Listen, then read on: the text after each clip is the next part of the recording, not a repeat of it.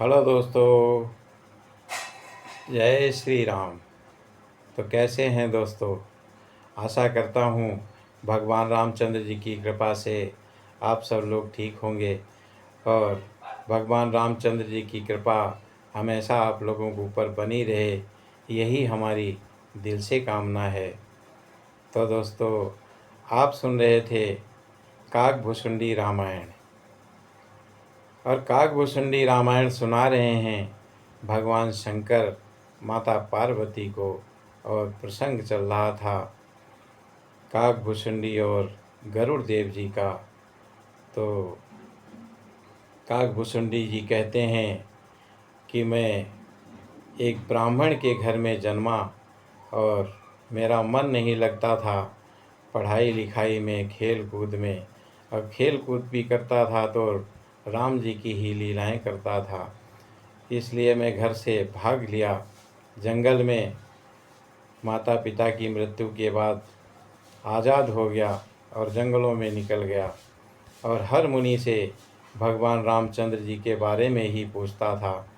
और हर मुनि हमें यही उत्तर देता था कि भगवान तो सर्वज्ञ हैं, हर जगह मौजूद हैं। लेकिन मुझे तसल्ली नहीं होती थी और मैं इधर उधर भटक रहा था। और एक दिन मैं लोमेश ऋषि के आश्रम में पहुंच गया।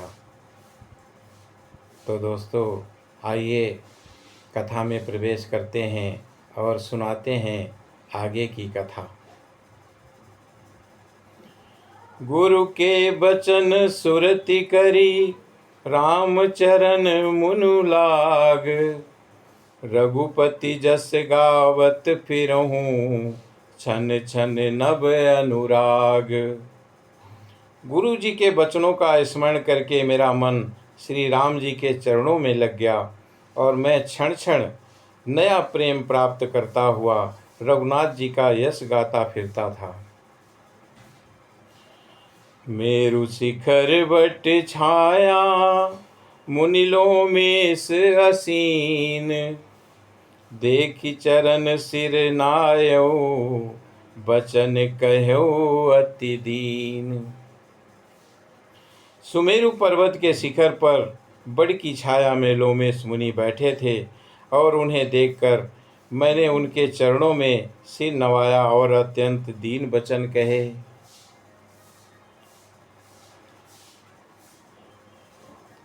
सुनि मम बचन विनीत मृदु, मुनि कृपाल खगराज। मोहि सादर पूछत भय, दिज आयो के ही काज। हे पक्षीराज, मेरे अत्यंत नम्र और कोमल वचन सुनकर कृपालु मुनि मुझसे आदर के साथ पूछने लगे कि हे ब्राह्मण, आप किस कार्य से यहाँ पर आए हैं? तब मैं कहा, कृपा निधि तुम सर्वज्ञ सुजान।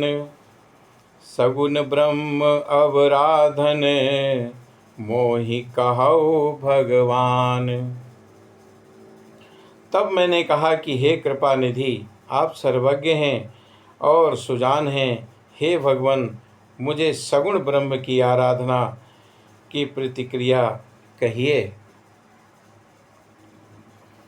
तब मुनीस रघुपति गुण गाथा, कहे कछुक सादर खगनाथा। ब्रह्म ज्ञान रत मुनि विज्ञानी, मोहि परम अधिकारी जानी। काकभुसुंडी जी कहते हैं कि तब हे पक्षीराज, मुनीश्वर ने रघुनाथ जी के गुणों की कुछ कथाएं आदर सहित कहीं और फिर वे ब्रह्म ज्ञान परायण विज्ञानवान मुनि मुझे परम अधिकारी जानकर लागे करन ब्रह्म उपदेशा। और अजय अद्वैत अगुण हृदयसा। अकल अनीह अनाम अनूपा, अनुभव गम्य अखंड अनूपा। ब्रह्म का उपदेश करने लगे कि वो अजन्मा है, अद्वैत है, निर्गुण है और हृदय का स्वामी अंतर्यामी है, उसे कोई बुद्धि के द्वारा माप नहीं सकता और वो इच्छा रहित, नाम रहित, रूप रहित और अनुभव से जानने योग्य, अखंड और उपमा रहित है। मन गोतीत अमल अविनाशी, निर्विकार निर्विधि सुख राशि। सोते ताहि तो ही नहीं भेदा, बारी बीच इव गावहीं वेदा। वो मन और इंद्रियों से परे निर्मल, विनाश रहित, निर्विकार, सीमा रहित और सुख की राशि है। वेद ऐसा गाते हैं कि वही तू है और तत्त्वमसि, जल और जल की लहर की भांति उसमें और तुझ में कोई भेद नहीं है। विविध भांति मोहि मुनि समुझावा, निर्गुण मत मम हृदय नावा। पुनि मैं कहूँ नाई पद सीसा, सगुन उपासन कहूँ मुनीसा।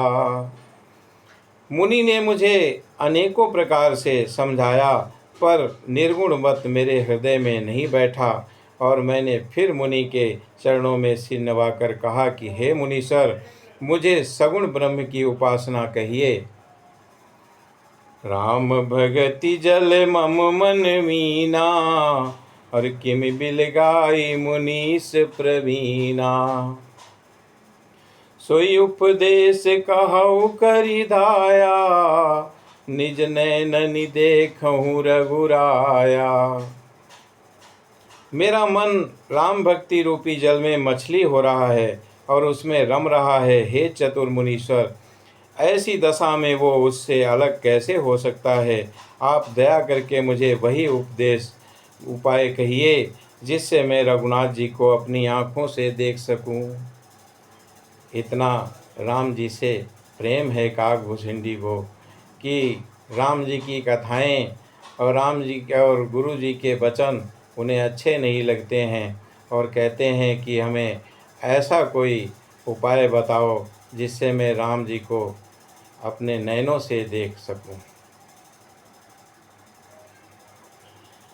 भरी लोचन बिलो की अब देसा, और तब सुनियो निर्गुण उपदेशा।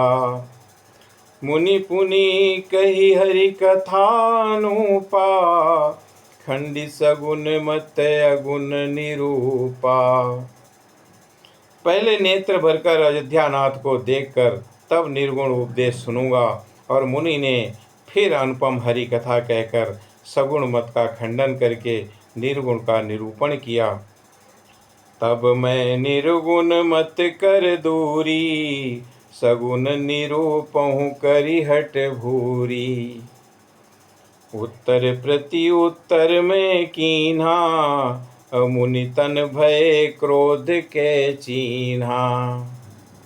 काकभूषुंडी जी कहते हैं कि तब मैं निर्गुण मत को हटाकर काटकर बहुत हट करके सगुण का निरूपण करने लगा और मैंने उत्तर प्रति उत्तर किया। इससे मुनि के शरीर में क्रोध चिन्ह उत्पन्न हो गया।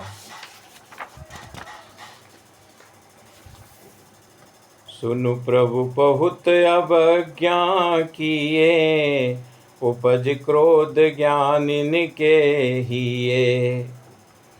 अति संघर्षण जो कर कोई, अनल प्रगट चंदन ते होई। हे प्रभु सुनिए, बहुत अपमान करने पर ज्ञानी के भी हृदय में क्रोध उत्पन्न हो जाता है, और यदि कोई चंदन की लकड़ी को बहुत अधिक रगड़े तो उससे भी अग्नि प्रकट हो जाती है। तो दोस्तों बिल्कुल सही बात है। काकभूषुंडी जी को चैन नहीं मिल रहा है और गुरु जी से बार बार वही कह रहे हैं कि गुरु जी मुझे कुछ ऐसा उपाय बताइए जिससे मैं रघुनाथ जी को अपनी आँखों से देख लूँ, उसके बाद में सगुण के उपदेश सुनूंगा। तो दोस्तों आज की कथा को हम यहीं पर विराम करते हैं और इससे आगे की कथा हम आपको शेष अगले भाग में सुनाएंगे। दोस्तों, जय श्री राम।